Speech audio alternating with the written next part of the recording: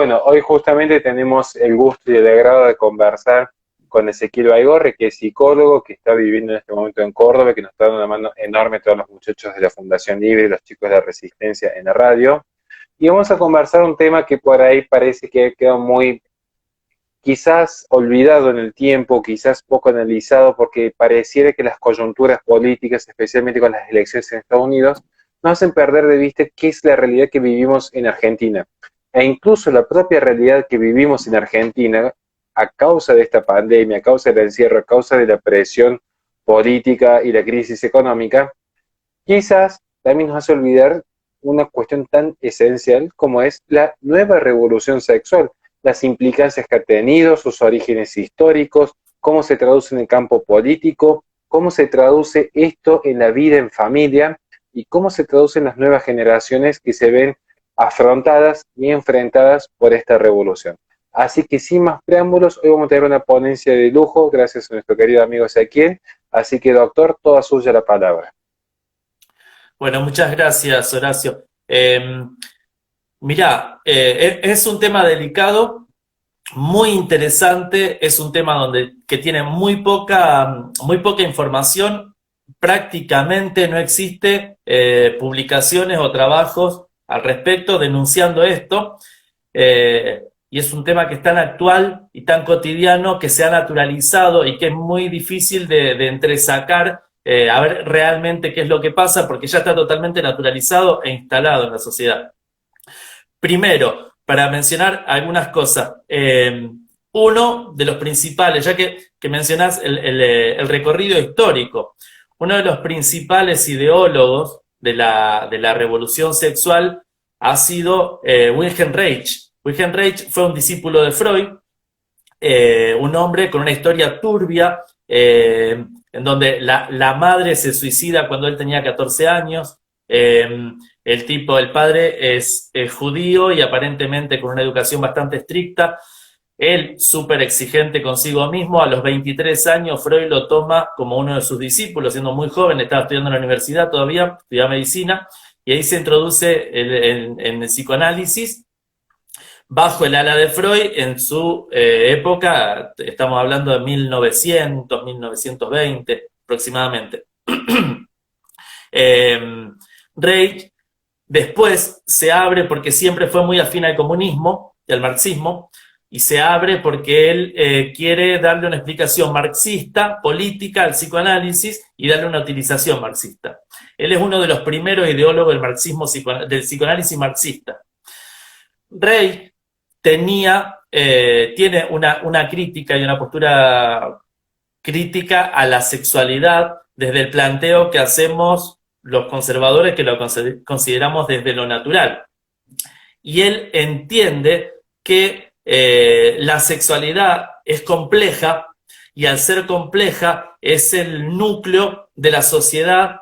O sea, atacar la sociedad o desarmar una sociedad solamente es posible si se ataca la sexualidad, porque la sexualidad comienza siendo es algo muy complejo, comienza siendo, como Freud decía, perversa y polimorfa, porque tiene diferentes formas, y porque es perversa porque no tiene un límite ni una consideración del otro en un primer momento en la infancia. Después eso empieza a cobrar su cauce correcto, se empieza a tomar, a edificar. Yo siempre menciono los diques anímicos que menciona Freud en el periodo de latencia, entonces se edifica esto y se va construyendo la sexualidad, que es un proceso paulatino, gradual, pero algunos, y que se ha tomado mucho feminismo radical de esto, algunos toman que la sexualidad es perversa, polimorfa y debería seguir siendo así, o que lo natural es que sea así, sin inhibiciones, sin restricciones,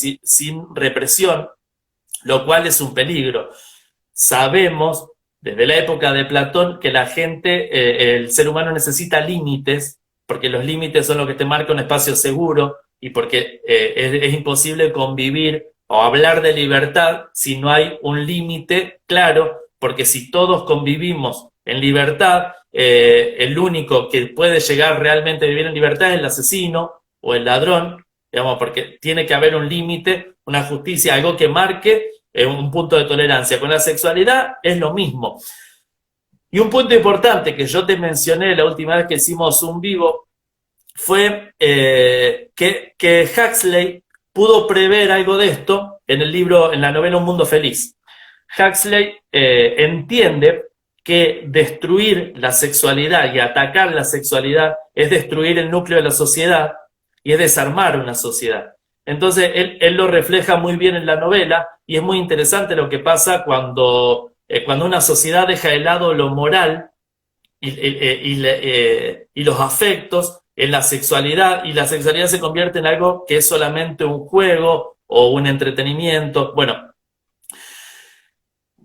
hoy estamos viviendo una época en donde se habla y se trabaja y se denuncia mucho la hipersexualización de la infancia.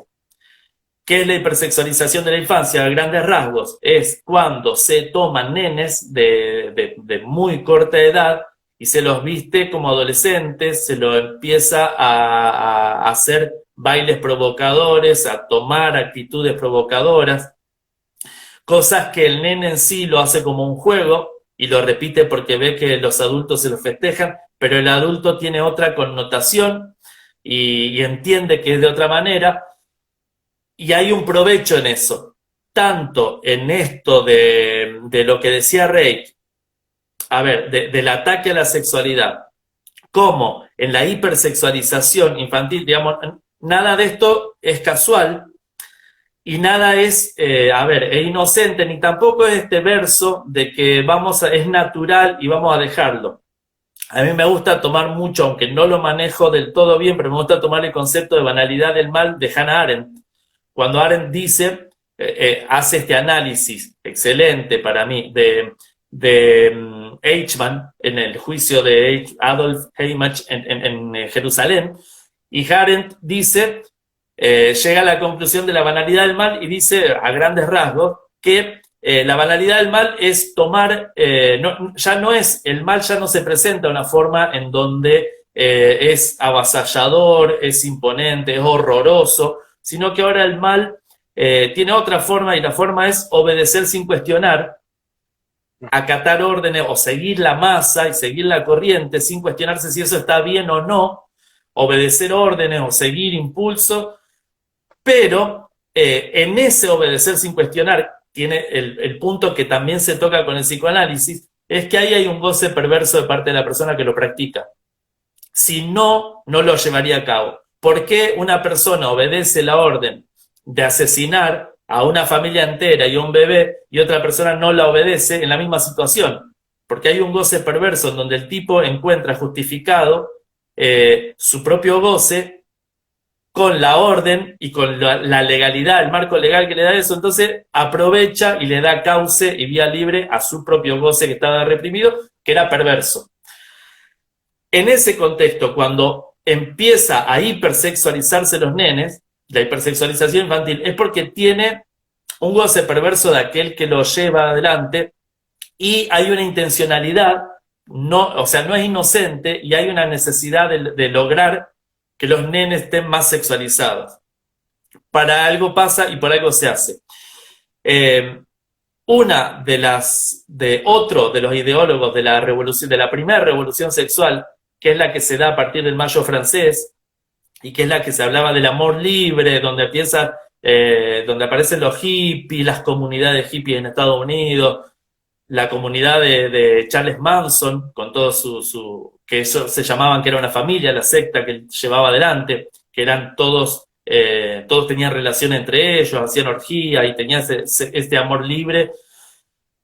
Esta sexualidad, esta primera revolución sexual, al lado de la que estamos viviendo hoy, termina siendo incluso algo leve, porque la de hoy es mucho más seria y mucho más grave por el hecho de cómo se ha instalado en la cultura y cómo no hay, o hay muy pocos que se atreven a cuestionarla.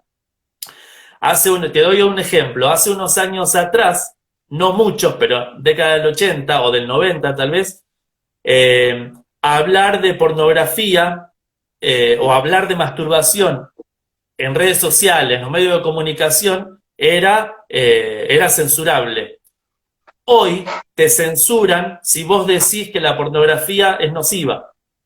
¿no? No hablar de pornografía es censurable, o hablar de los peligros que tiene la masturbación o la hipersexualización de la infancia o la promiscuidad sexual, hoy es censurable, ¿no? Te censuran, te cierran el canal de YouTube, te desmonetizan los videos, te cierran las cuentas de Facebook, de Twitter, pero en Twitter lo vivimos y lo vemos todos los días. Vos ves que hay cuentas de pedófilos con fotos de nenes, o hay cuentas de gente que sube desnudo o de escorts, eso siguen bien. Ahora, vos decís que, no sé, que el aborto no es un derecho y chau, te tumban la cuenta. ¿Viste?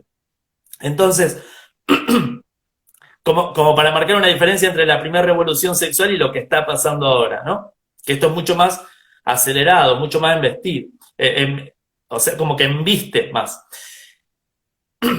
De la mano de esto, aparecen las redes sociales como algo que impulsa muchísimo y que se trata, o sea, que trabaja o que impone algo que algunos empezaron a llamar lo que es la pornificación de la cultura.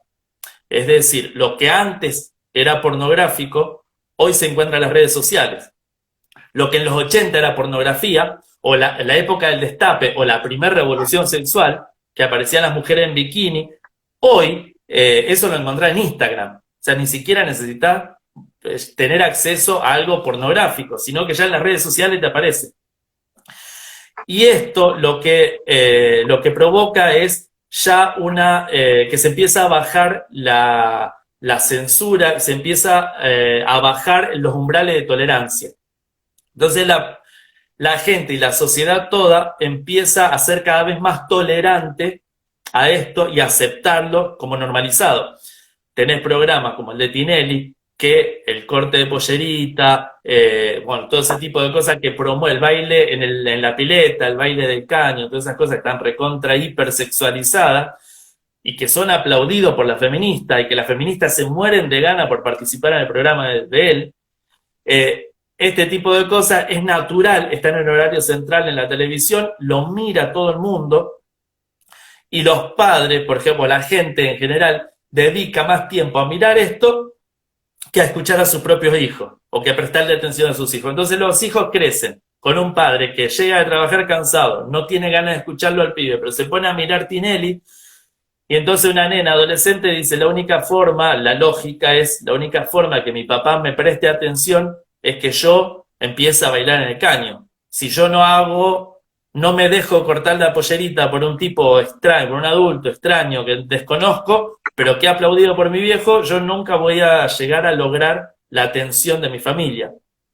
O nunca voy a llegar a ser alguien si no bailo en el caño. Y entonces no llegan a Tinelli porque llegan muy pocos y lo terminan haciendo tal vez en cualquier lado o pensando que no sirven para nada.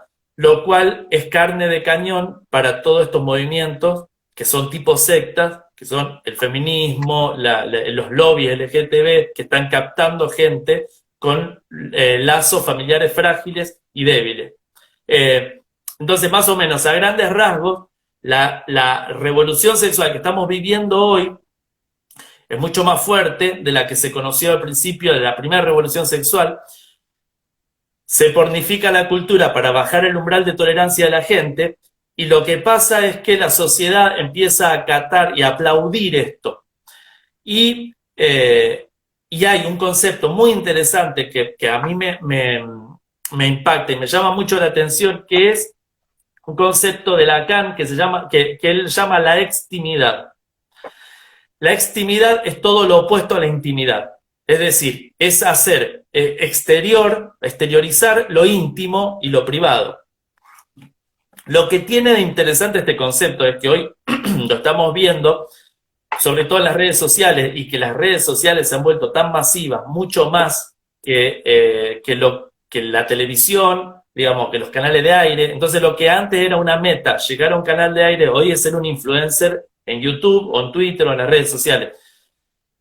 Y una forma de llegar a ser exitoso o de captar la atención de la gente es mostrar. Cuanto más mostrás tu intimidad, mayor llegada podés tener, ¿no? Entonces la extimidad termina siendo un requisito fundamental para tener éxito en las redes y para tener un éxito o ser popular o dejar de pasar desapercibido y tener una vida más o menos trascendente como lo que uno siempre aspira, la humanidad siempre aspiró a hacer, ¿no? Tener una vida que sea trascendental, que no quedar en el olvido, salir de la masa, no ser uno más. Entonces, una de las formas es mostrar la intimidad. Y si tienes algo para mostrar, un buen cuerpo, un cuerpo bien trabajado, mejor. Pero no es solamente la intimidad de la desnudez del cuerpo.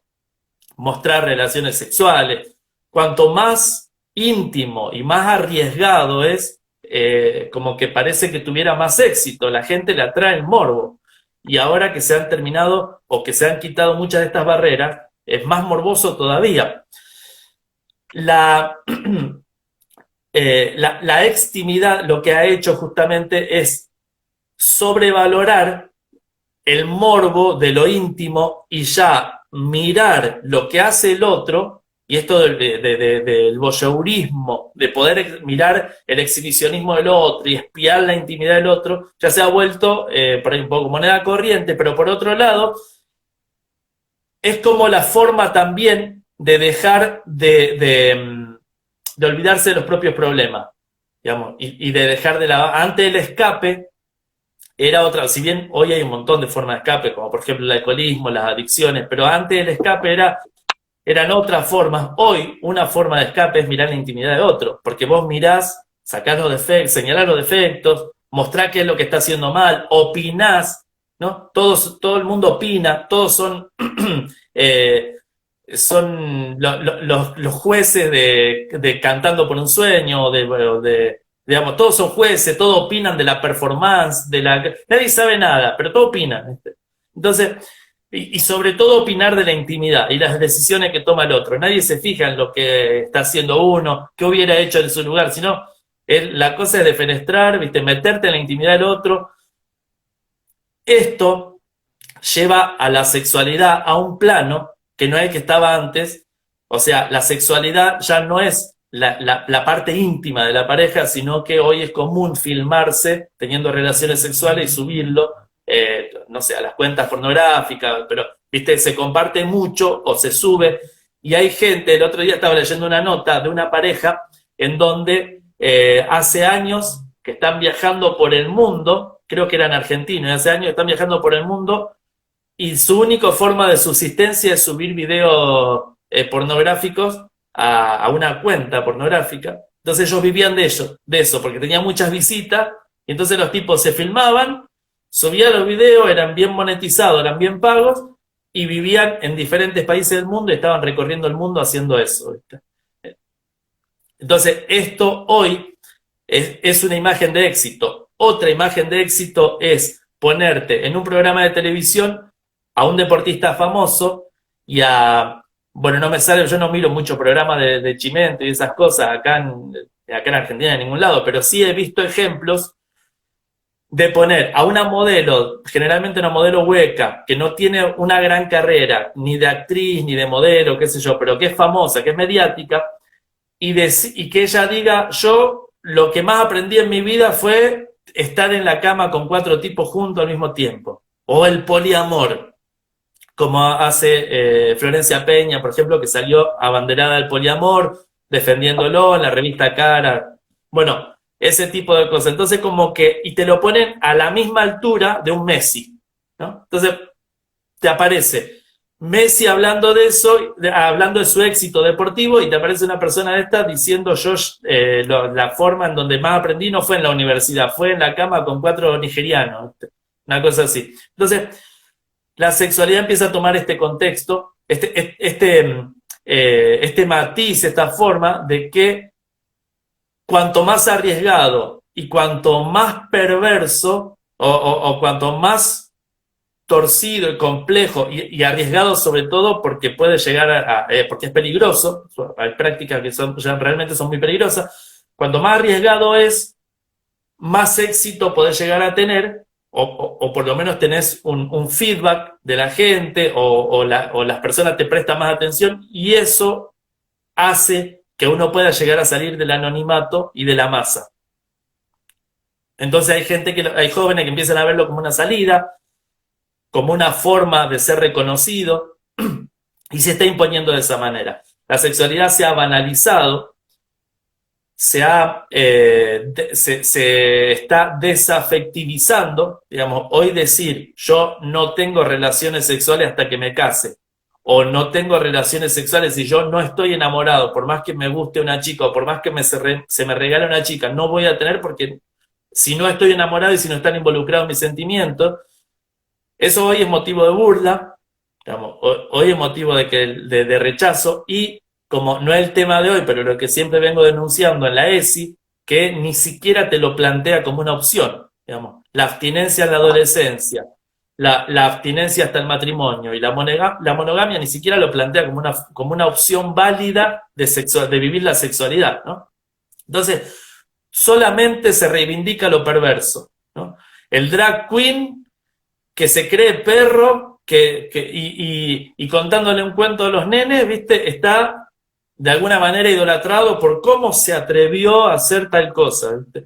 Pero hoy se habla mucho de la victimización de la comunidad LGTB, pero yo conozco mucha más gente, yo tengo pacientes homosexuales y he tenido y conozco mucho más gente perseguida y discriminada por ser provida que por ser homosexual. Entonces, hoy ser conservador o ser provida es motivo de discriminación, no así ser un tipo que dice que es pederasta, por ejemplo, que le atraen los nenes, pero como Dugan. Entonces, eso de alguna manera hasta sale gente a defenderlo, ¿no? Pero lo otro está mal visto, no ser conservador, tener buenos modales, cuidarse, pensar en que no se puede tener relaciones sexuales sin afecto porque es como perder el sentido de las relaciones, digamos, la relación sexual sin emoción, sin afecto, sin amor, es algo, digamos, quitarle la parte más importante, digamos, termina siendo incluso aburrido. Y esta banalización y desafectivización de la sexualidad lo que hace es abrir un camino para la promiscuidad sexual. La promiscuidad es la principal fuente de contagio de enfermedad de transmisión sexual y de HIV. No dicho por mí, ni por los conservadores, sino que eso está reconocido por la OMS. La OMS reconoce como primer método de prevención de enfermedad de transmisión sexual y de HIV a la abstinencia. Entonces la abstinencia es la mejor forma de guardarse y de prevenir contagio de enfermedad de transmisión sexual. En cambio, la promiscuidad es fuente de contagio. Eso está reconocido estadísticamente.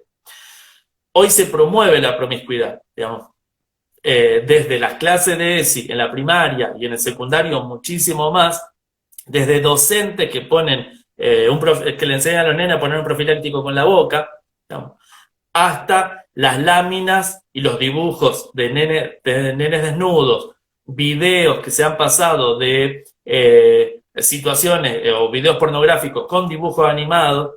Esto responde a un método y a un modelo que creó otro ideólogo de la revolución sexual y de la ideología de género, que es Alfred Kinsey. Kinsey lo que hacía es, aparte de toda la historia que él tuvo y todo lo perverso que era el tipo y todo lo que él hizo, pero una de las cosas que hacía era, él hacía dibujos, cómics y caricaturas de nenas muy jóvenes, adolescentes o casi púberes, con hombres adultos, señores que pueden ser un abuelo, ¿viste? Y eso lo hacía, y esos cómics y chistes eran publicaciones que tenía periódicamente en revistas como Hustler, como Playboy, y no me acuerdo si había alguna otra revista de ese tipo, publicaba ese tipo era el humor, la sección de humor de las revistas porno, ¿no? De la revista Hustler, de Playboy. La sección de humor eran dibujos que hacía el propio Kinsey de hombres adultos, que eran como abuelos, con canas o gente grande, mayores de 40, 50, en la cama con nenas de muy baja edad, adolescentes o púberes, y aparecían y contaban un chiste. Y generalmente los cómics eran gente, o sea, era después de tener una relación sexual, o un tipo con dos nenas en la cama, desnudos los tres, bueno, cosas así. Esa era la escena y contaban un chiste. Y esa era la sección de humor, hecha por Kinsey. Kinsey es quien empieza a introducir este modo, esta visión perversa de la sexualidad a través de los dibujos. Por eso no es casual que en el material de ESI, por ejemplo, te aparezcan dibujos de nenes sexualizados y dibujos de nenes mirándose las partes íntimas, nenes desnudos con adultos, nenes espiándole, una nena espiando abajo de la pollera de una señora, mirándole la ropa interior, ¿no? Porque responde al modelo de Kinsey, uno de los principales ideólogos de género. Y otro de los principales ideólogos en Latinoamérica, específicamente en Argentina, fue Jorge Corsi, un lamentablemente colega mío, psicólogo, muy famoso y muy conocido porque él es quien empieza a hablar de violencia de género, con el concepto como violencia de género, y el tipo es el que impone la idea de violencia de género desde el hombre hacia la mujer, pero nunca de la mujer hacia el hombre. Él es el que impone la idea de el concepto de género y de diversidad sexual y de género en la infancia y de trabajar todo lo que es lo que conocemos como ideología de género. Él lo empieza a aplicar en su material de estudio y en lo que él enseña en las cátedras que tenía en la UBA. Jorge Corsi viaja a España y es uno de los que crea Escolae. Escolae es la ESI española. La ley de ESI española se llama Escolae. Fue creada, uno de los creadores fue Jorge Corsi. Y Escolae tiene vínculo con los creadores o con la gente que trabaja en ESI en la Argentina. Y el año pasado, si mal no me equivoco, fue 2019 o 2018, no me acuerdo bien, viajó un grupo de gente de Escolae a asesorar y a trabajar con las personas que trabajan con la ESI en Argentina, en el Ministerio de Educación de la Nación. Eso salió publicado en los diarios. Vino un contingente y estuvieron, creo que 1 o 2 semanas trabajando intensivamente y formando. Y Escolae mismo fue transmitiéndose a ESI en Argentina. Es una de las fuentes donde se nutre la ESI argentina, creada por Jorge Corsi. Y por otro lado, la ley de ESI del 2006 en Argentina fue creada y fue elaborada por unas 6 personas, si yo no me equivoco bien. Una de esas 6 personas era la secretaria de Jorge Corsi, secretaria personal de Corsi, porque Corsi en esa época, no lo habían detenido, lo detuvieron en el 2008, todavía no se había descubierto eso, pero bueno.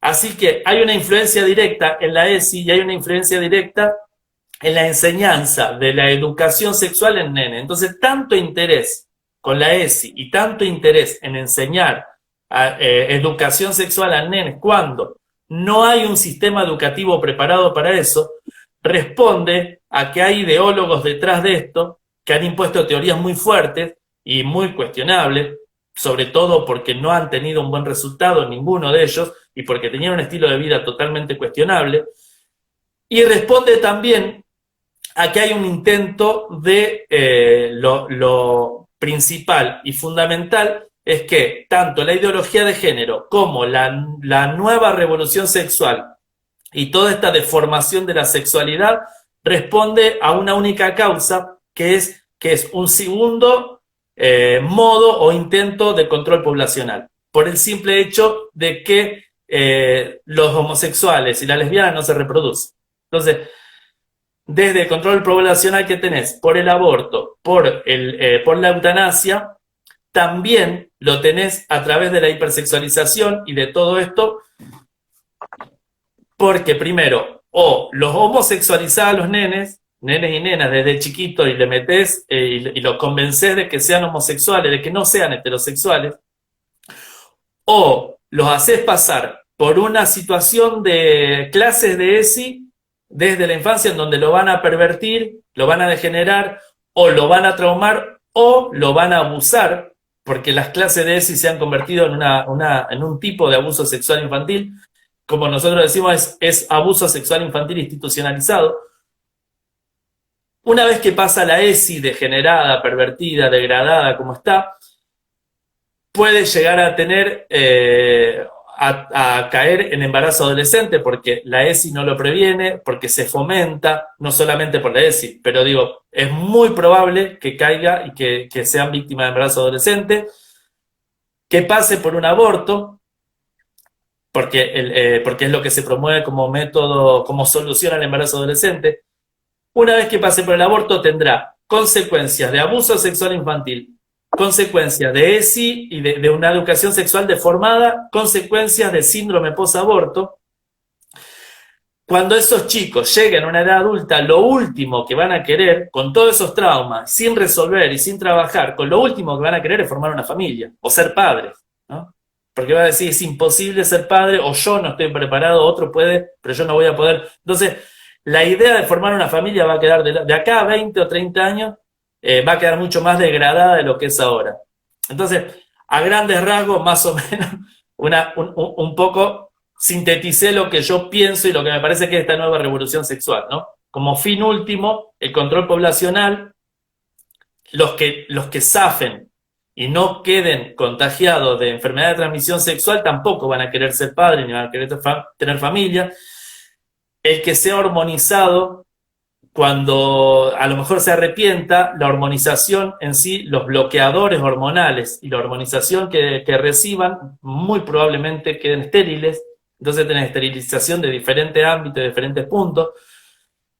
Y por sobre todas las cosas, si llegan a querer reproducirse, no van a querer tener más de 1 o 2 hijos, y si es que quieren tenerlo, y va a ser en un marco o en un contexto que ya no va a ser una familia como nosotros conocemos la familia tradicional. Entonces la defensa de la familia, mirándola un poco a futuro, es el tema más relevante de todos hoy, me parece.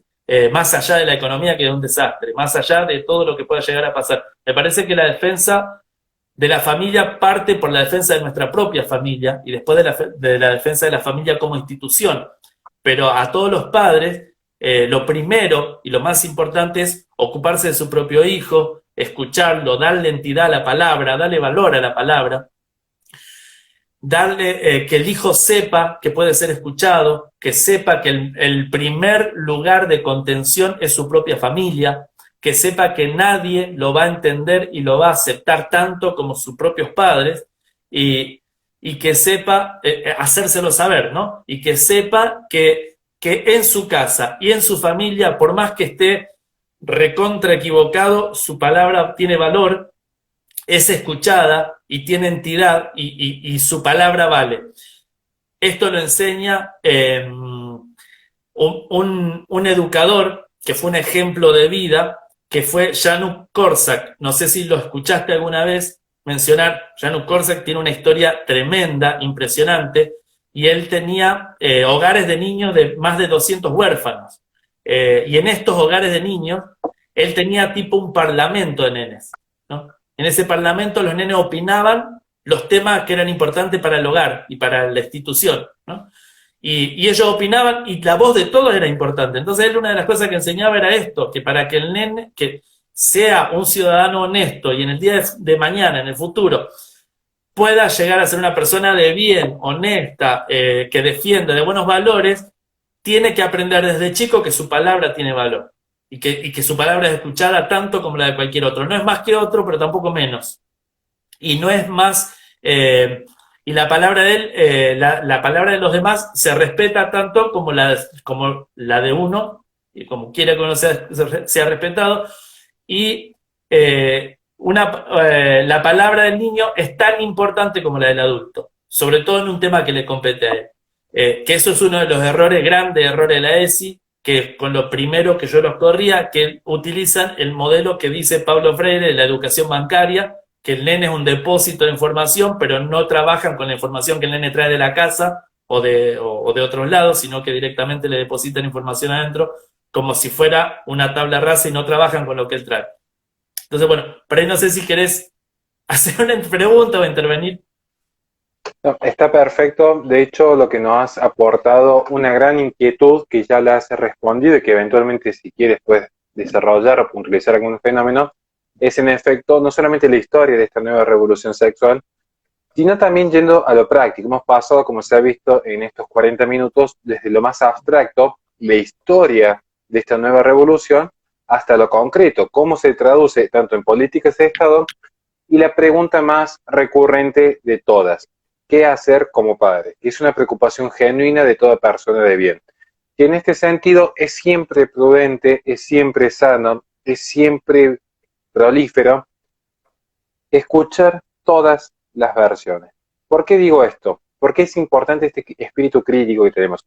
Particularmente, y en mi humilde caso, cuando hablamos de la revolución sexual, yo hasta el día de hoy tenía una única tesis o una gran tesis, que de hecho está plasmada en uno de los capítulos de mi libro, donde yo sostenía que en esencia lo que se está viviendo en este momento no es ni más ni menos que la mutación, o en todo caso la profundización de ciertas ideas panteístas que se retoman desde el comienzo del iluminismo cuando hay un abordaje a los antiguos griegos. Todos saben que cuando hay un quiebre en la cristiandad, se suplanta la idea de Dios y en este retorno a lo primitivo, porque de los griegos se toman varias ideas, incluyendo esas tesis animistas, mi humilde tesis era también se toma esta idea del hombre salvaje y el mito de buen salvaje, que queda plasmado incluso en la idea de Rousseau que se traduce posteriormente en la Revolución Francesa, que abastece intelectual y políticamente ciertas premisas de Marx. Y un Marx que abastece en algún punto una suerte de precuela al feminismo que se vive hoy, que ha fomentado el poliamor, que ha fomentado esta idea del desarraigo de la visión sentimental piadosa y caritativa de la relación sexual para convertirla en un fenómeno eminentemente placentero, podríamos decir una suerte de hedonismo. Bueno, Peronista. esta fue siempre mi tesis fue siempre más vinculada a una suerte de filosofía que simplemente se fue traduciendo en términos culturales en estas expresiones, poliamor, el desarraigo del amor en cuanto a la sexualidad, la hipersexualización de los menores, esta idea del buen salvaje, que incluso va muy emparentado con los movimientos feministas y ecologistas, que casi que son como una suerte de aliado en esto. Pero luego, escuchándolo al doctor, vemos que quizás haya también una suerte de plan orquestado o al menos sistematizado o al menos en los hechos se está dando que se traducen en una suerte de control poblacional. Y me remito a los casos concretos de los inviernos demográficos que se están viviendo en Europa. Me remito a los casos concretos de la cantidad de niños que muestran, y esto me puede corregir el doctor, que muestran síntomas de chicos que han padecido un abuso por el simple hecho de haber transitado clases de educación sexual integral. Entonces, quizás sea prudente dejar de tildar como conspiración elementos que están a la vista, porque fue el propio Jorge Corsi, cuando es condenado, quien dijo, lo que hoy están viendo como una monstruosidad, el día de mañana se va a naturalizar. Y no se olviden que cada vez son más los periodistas, incluso hay algunas cuentas de corte más liberal, para que se muestre que no es un fenómeno exclusivamente de la izquierda, que empiezan a legitimar ciertos actos que vamos a decir que empiezan con pedo y terminan con filia para evitar la censura en YouTube, que también dicen, porque esto es un acto de deseo, mientras no toca a nadie y no hay ningún abuso. Pero paulatinamente se está abriendo esta ventana. No sé si nos quieres hacer alguna apreciación sobre estos fenómenos que, como vimos, quizás hay una cuestión más allá de las ideologías, como yo siempre he sostenido estas ideologías que son tan abstractas, con este retorno al buen salvaje, quizás hay una cuestión orquestada por detrás. Mira, hay algunos temas para agregar a lo que vos decías, algunos puntos importantes. Yo me remito por ahí mucho a la ESI, porque no solo porque lo estoy investigando, sino porque aparte es una imposición estatal de trabajo, o sea, en donde apuntan directamente al nene en una etapa en donde está en plena constitución y desarrollo de la personalidad, ¿viste? La idea, si llegás a modificar y a destruir algo ahí, la arruinás para todo el viaje. O sea, por eso no es casual que trabajen desde el preescolar y la primaria. Pero quería mencionarte dos cosas que me llamaron mucho la atención. fines de agosto, 26, 28, no me acuerdo bien de la fecha, estuve exponiendo en la Cámara de Diputados de Santa Fe por un debate de la ley de ESI. Éramos 15 expositores, de los cuales eran 13 éramos en contra de la ideología de género, perdón, 3 en contra de la ideología de género y 12 a favor, era una cosa. Una de las primeras personas que expone era una de las grandes ideólogas de género de la provincia de Santa Fe, que hacía más de 20 años que venía trabajando en la ESI y todo, y dijo una frase que a mí me llamó muchísimo la atención, que fue: en la ESI nada está prohibido. Te remite al prohibido prohibir del Mayo francés, ¿no? Sí, Prohibido prohibir. Y dice, nada está prohibido. Yo expongo después, mucho después, esa fue la primera, yo expongo después, la cito, y digo, así como esta señora dijo que nada está prohibido, entonces no está prohibido la zoofilia, no está prohibido el incesto, nada está prohibido, ¿no? O sea, la relación con menores, no hay nada prohibido, entonces, queda claro. Y dice esto. Y por otro lado, otra que dice, que yo una vez te lo consulté a vos, esta mujer dice, la ESI hace personal lo político, citando Kate Millett, ¿no? Y que yo le encuentro esta relación era en que esto de que lo personal es político también tiene que ver con el concepto de extimidad y de que ya no hay nada privado, sino que todo es público, en el doble sentido, en el doble de que ya no hay propiedad privada, en el sentido de que no hay propiedad privada, pero también en el sentido de que la privacidad, lo íntimo, ya deja de ser íntimo, porque por más que, o sea, hay una imposición social, porque de alguna manera vos podés no estar de acuerdo y no engancharte en mostrarte en malla o desnudo en las redes sociales o en ropa interior, pero a los nenes de 4 años le están haciendo bajar el pantalón y el calzoncillo delante de las nenas, y a las nenas la bombacha y la pollera delante de los nenes para que se vean desnudos, y se lo está obligando a exhibirse desde chico, lo cual lo están naturalizando, y ya va a haber menos resistencia para eso, y va a ser mayor cantidad, el porcentaje más alto de gente que se anime. Y entonces cuando se le dice que que la ESI hace personal lo público, hace político lo personal, y que lo personal es político, y ya no hay nada personal, no hay nada privado, sino que todo es público, no va a tener ningún problema en aceptarlo, porque ya desde los 4 años está su parte más íntima, que son sus partes íntimas, sus genitales, lo está haciendo público delante de todos sus compañeros, o sea que ya no hay barrera, o se diluye la barrera entre lo público y lo privado, no solo para retirarte bienes, sino sobre todo para que ya no hay resguardo. Y si se pierde lo privado, la privacidad, lo íntimo, se pierde la individualidad, todo es público. Entonces, no hay barrera entre uno y otro, sino que todos de todos, incluso tus genitales son de todos, y cualquiera puede disponer de vos, y vos podés disponer de cualquiera. Entonces, por eso el ataque a la sexualidad es tan importante, y por eso está tan perversamente, pero bien pensado y planificado, porque destruir o pervertir esto es modificar una sociedad completa, ¿no? Y en ese sentido, a mí me gustaría justo hacer un pequeño paréntesis allí, vincularlo quizás a algunas cuestiones de coyuntura política local. Muchas veces algunos espacios de corte más liberal o de corte más libertario o de corte más progresista, y como sabemos que el progresismo no es patrimonio exclusivo de la izquierda, muchas veces ataca el conservadurismo, con en efecto el conservador, si uno lo quiere ver en términos de privacidad o de individualidad, termina siendo el más privatista de todos. Porque una de las premisas esenciales del conservador, y esto lo podemos encontrar tanto en Russell Kirk como en Roger Scruton, es que lo privado se mantenga en el fuero de intimidad y que no se traspase a la esfera de lo público.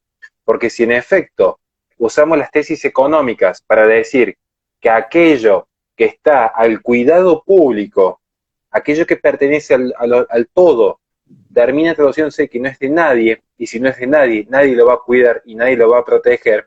Si esas tesis económicas con las que tantas veces habla a favor de las empresas privadas y en contra del Estado sobredimensionado y la forma pública, ya ni siquiera me molestaría en utilizar la tesis de Hans Hermann Hoppe respecto a las monarquías y la democracia como un gobierno público. Bastaría simplemente decir, si un ser humano medianamente racional no deja ingresar a su domicilio a cualquier desconocido, por una cuestión de prudencia, por una cuestión de resguardo de la propiedad, ¿por qué se fomenta que cualquier desconocido puede ingresar en el cuerpo de uno como una muestra de éxito? ¿Por qué se fomenta que si uno está tratando de valorar el individuo, por qué en vez de resguardar al individuo en su privacidad, lo están queriendo convertir en lo que se podría decir en términos de Ortega y Gasset, el hombre masa, el que piensa que es original, el que cree en su propia originalidad, pero en efecto es un mero relato, porque termina siendo homogéneo, donde ya no hay distinción entre naciones, entre credos, ni siquiera entre sexos, que es a lo que se está apuntando con el globalismo. Se ataca la fe, se ataca la familia, se atacan los credos y finalmente quedan todos unificados bajo la misma masa. Pero con la particularidad de que ya no es el hombre que se siente parte de la masa, sino que cada uno se cree su propia mentira y su propio delirio de creer en su propia originalidad y en su propia individualidad.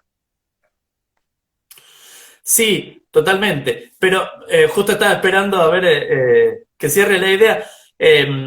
Pero fíjate esto, estaba pensando, hoy el individualismo, o decir individualismo, es otra forma de ataque. Tildarte de conservador es una degradación, un insulto. Otro insulto es individualismo, ¿no? Y no es que todo lo individualista está mal. O sea, somos individuos y yo sé que soy único con mis errores, defectos y aciertos, pero soy único.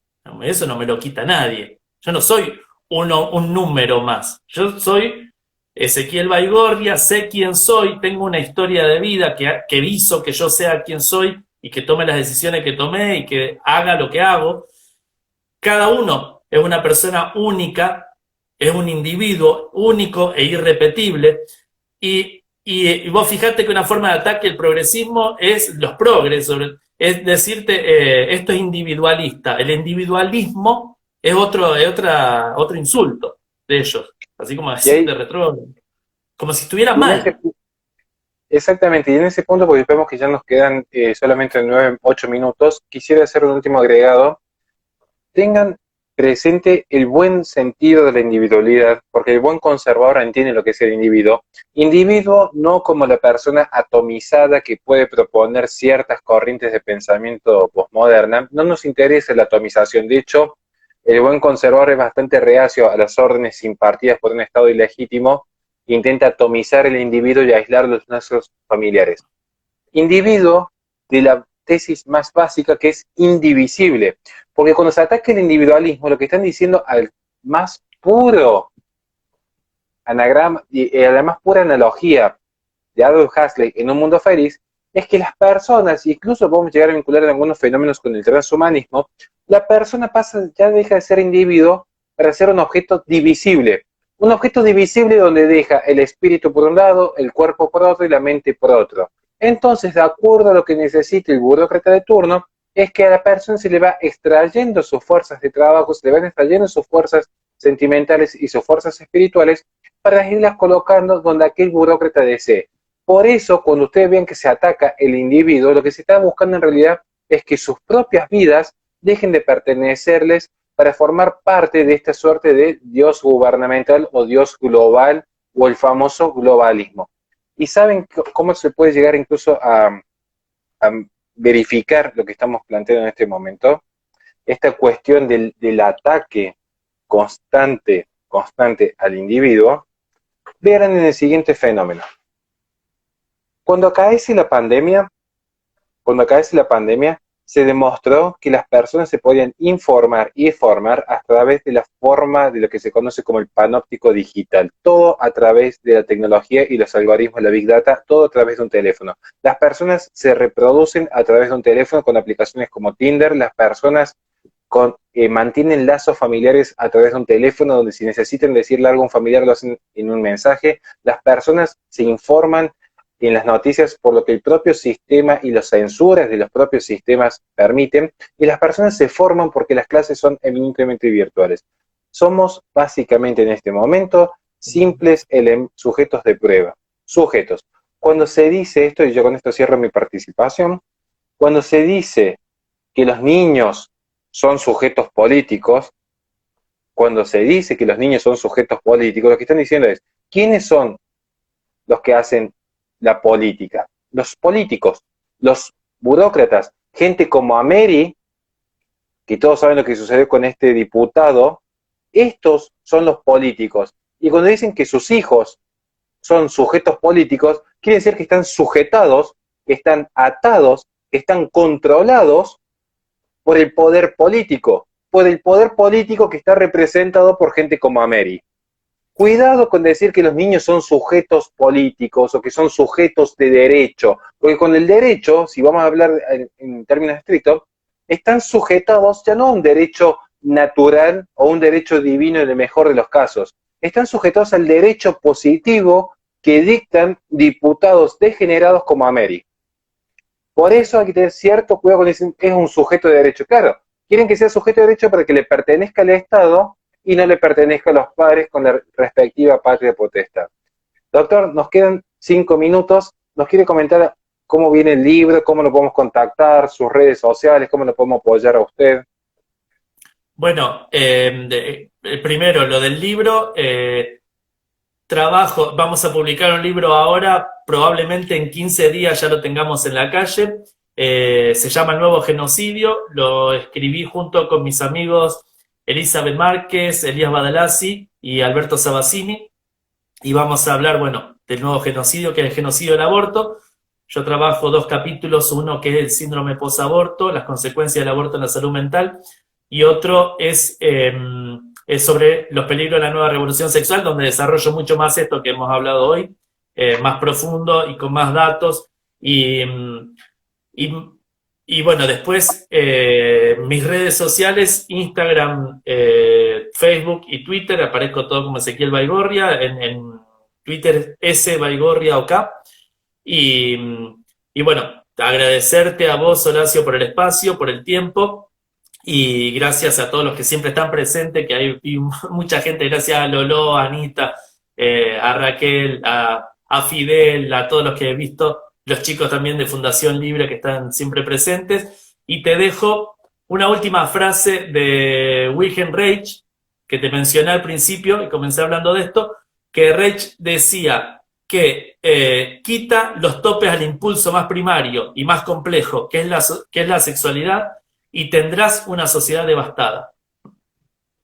Por eso lo trabajaron siempre de esa manera. Así que bueno, muchas gracias por todo, Horacio, y espero haber sido claro y despejar algunas dudas, y bueno, o por lo menos abrir el panorama un poco más.